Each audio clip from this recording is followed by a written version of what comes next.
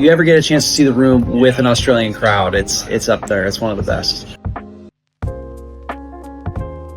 Well, hi, I'm Greg Sestero. I am the survivor of the cult movie The Room. I'm author of The Disaster Artist, and also the writer-director of Best Friends Volume 1 and 2 and Miracle Valley.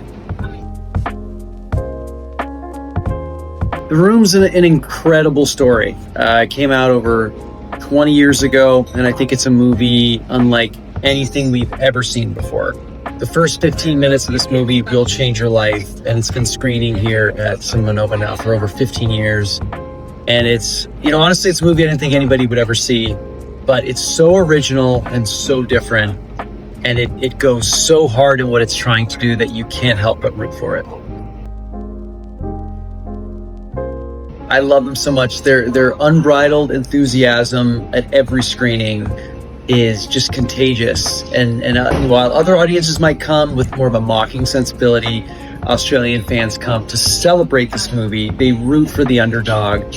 And if you ever get a chance to see The Room with an Australian crowd, it's up there. It's one of the best.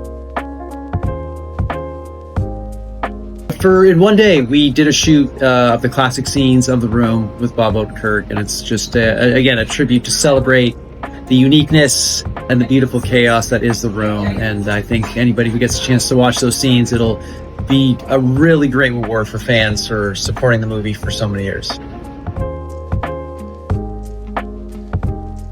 I think young Greg was in really good shape to handle The Room because, I had met Tommy 4 years before he made The Room, and I was a big fan of the character, the madness.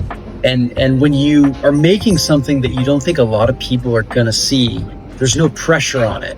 So therefore, you're way more open to experiencing the nature of what you're doing.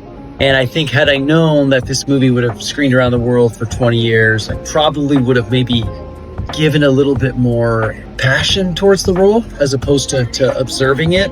And therefore, I think my performance in the movie helps with the absurdity of it. So I think young Greg had it figured out, and I think he's good to go.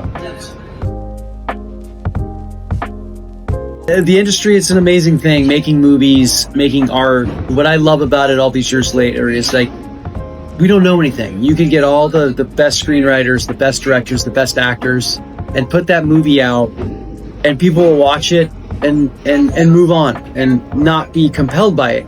So we have no idea what that formula is. So the advice I would give is when you make a project, make sure it's coming from a sincere place.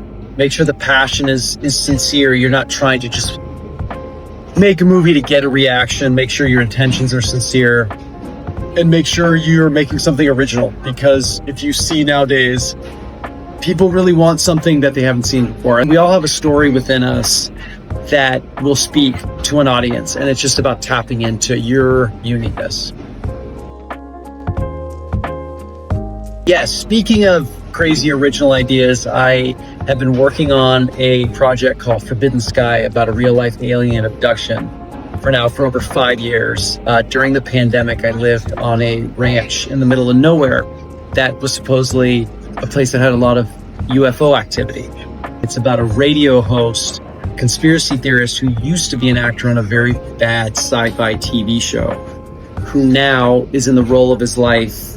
And I studied movies like Galaxy Quest, The Truman Show, movies that really spoke to me back in the 80s and the 90s. So that is what I'm working on now, Forbidden Sky, and hopefully it'll be here sometime next year.